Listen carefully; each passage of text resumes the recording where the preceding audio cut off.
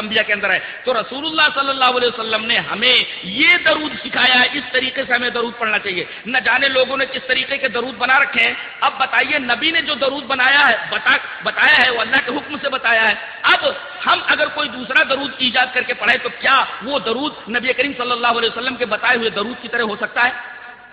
اور اسی سے ایک مسئلہ اور معلوم کیا جا سکتا ہے. بعض لوگ ابجد حوض ہٹی یعنی عددوں کے قائل ہیں, عددوں سے جو ہے کچھ نام نکالتے ہیں یا آیتوں کا نمبر نکالتے ہیں. تو آیتوں کا نمبر اگر آیت ہی کی طرح ہے تو ایسا کیجئے کہ الحمدللہ رب العالمین سے والضالین پڑھنے کی ضرورت نہیں ہے, بلکہ تمام کا نمبر نکال لیجئے اور ایک ساتھ نمبر بول دیجئے, ہو گئی سورہ فاتحہ. کتنا آسان ہے.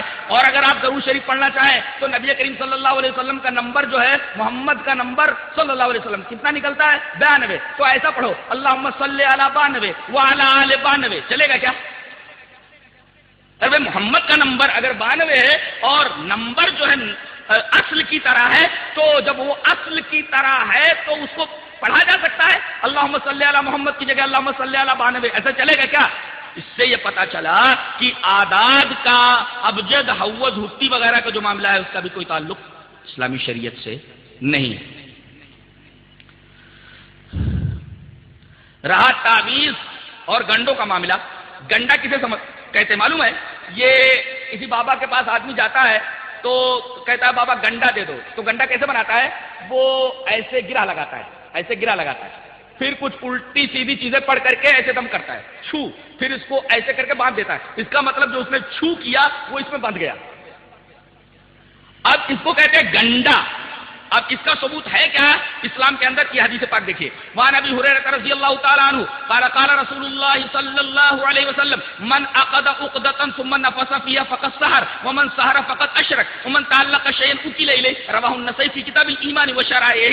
حضرت امام نسائی حدیث پاک کو ایسے ہی کتاب الایمان کے اندر لائے. راوی حضرت ابو ہریرہ ہیں. حضرت ابو ہریرہ رضی اللہ تعالی عنہ فرماتے ہیں کہ رسول اللہ صلی اللہ علیہ وسلم نے ارشاد فرمایا, جس آدمی نے گرہ لگائی, یہ گرہ لگانا, جس آدمی نے گرہ, من عقد عقدۃ, جس آدمی نے گرہ لگائی, ثم نفث فيها, پھر اس کے اندر پھونکا, چھو, فقد سحر, اس نے جادو کیا, ومن سحر فقد اشرک, جس نے جادو کیا اس نے شرک کیا, ومن تعلق شيئا وكل الیہ, اور جو آدمی کوئی چیز لٹکاتا ہے تو اس کے حوالے کر دیا جاتا ہے. کسی آدمی نے ڈورا لٹکایا, اللہ کہتا ہے جا میں نے ڈورے کے حوالے کر دیا. یہ ڈورا کیا تیرا بنا لیتا ہے, کیا بگاڑ لیتا ہے؟ بنا لے, بگاڑ لے.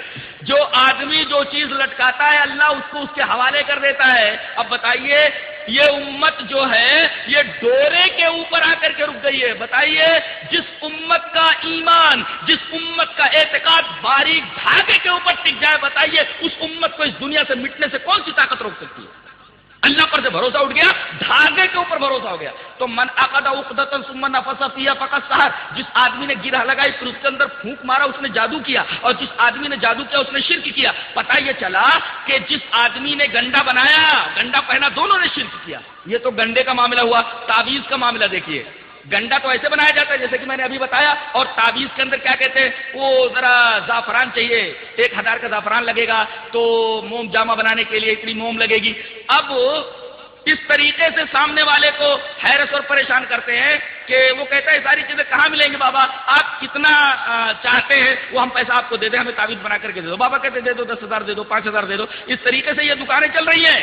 اب آئیے ذرا تعویذ دیکھتے ہیں, موم جامع اور زعفران کی حقیقت دیکھتے ہیں. حدیث اس طرح وان عقبۃ بن عامر الجہنی رضی اللہ تعالی عنہ ان رسول اللہ صلی اللہ علیہ وسلم اقبل الیہ راس فبايعت ساتم وامسك واحد فقالوا یا رسول اللہ بایعت ساتم وترکت هذا قال ان علیہ تمیمۃ فادخل يده فقطع فبايعه وقال من علق تمیمۃ فقد اشرک. رواه احمد فی مسندہ. حضرت امام احمد بن حنبل رحمہ اللہ اس حدیث پاک کو ایسے ہی مسند احمد کے اندر لائے.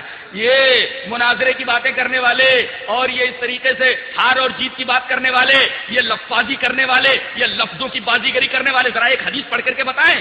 حالت خراب ہو جائے گی.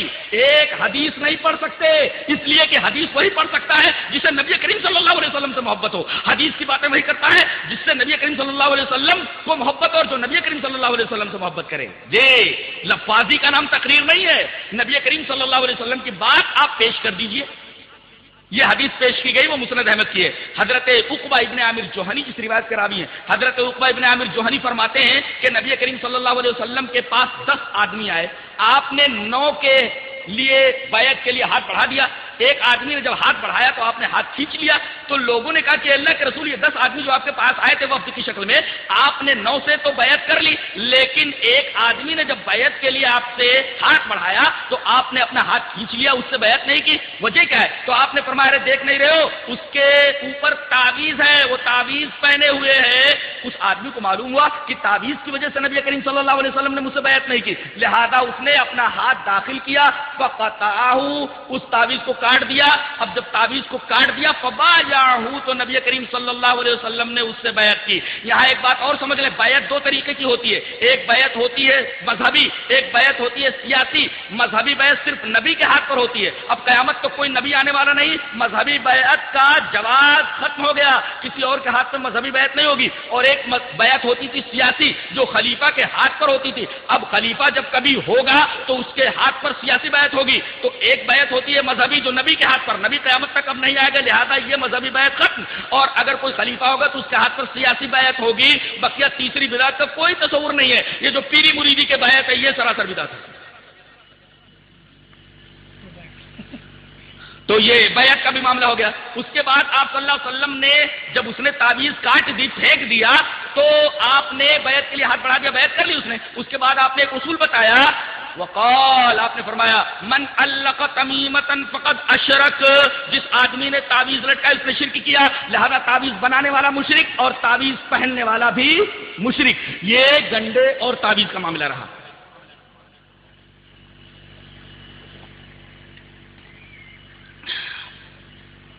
جہاں تک معاملہ صحابہ کرام رضوان اللہ تعالی علیہم اجمعین کا ہے، لوگ کہتے ہیں ہم صحابہ کو نہیں مانتے. اللہ اکبر! اگر کوئی آدمی صحابی کو نہ مانے تو حدیث کو کیسے مانے گا؟ اس لیے کہ نبی کریم صلی اللہ علیہ وسلم کی حدیث تو انہی کے واسطے سے پہنچی ہے. یہ امت اور نبی کے درمیان ایسا مقدس واسطہ ہے کہ اس واسطے کو اگر نکال دیا جائے تو قرآن امت تک کیسے پہنچے گا، حدیث امت تک کیسے پہنچے گی؟ لہذا روایت کے آخر میں یہی صحابی ہوتا ہے. اگر اس کو نہ مانا جائے تو حدیث کے ماننے کو کوئی مطلب ہی نہیں ہوتا. اور اہل الحدیث کہنے کا مطلب یہ ہے کہ وہ جہاں حدیثیں مانتا ہے، نبی کی بات مانتا ہے، صحابی کو بھی مانتا ہے. اہل الحدیث کہنے کا مطلب یہ ہے کہ نبی کو بھی مانتا ہے اور صحابی کو بھی مانتا ہے. اس لیے کہ ابھی آپ نے دیکھا کہ جو بھی حدیثیں میں نے پیش کی ہیں اس سے شروع میں کوئی نہ کوئی صحابی ضرور تھا. اب صحابی کی عظمت ہمارے دلوں میں کیا ہے، اس سلسلے میں آپ کے سامنے ایک روایت پیش کرتا ہوں. روایت اس طرح، وعن ابی ہریرہ رضی اللہ تعالی عنہ قال قال رسول اللہ صلی اللہ علیہ وسلم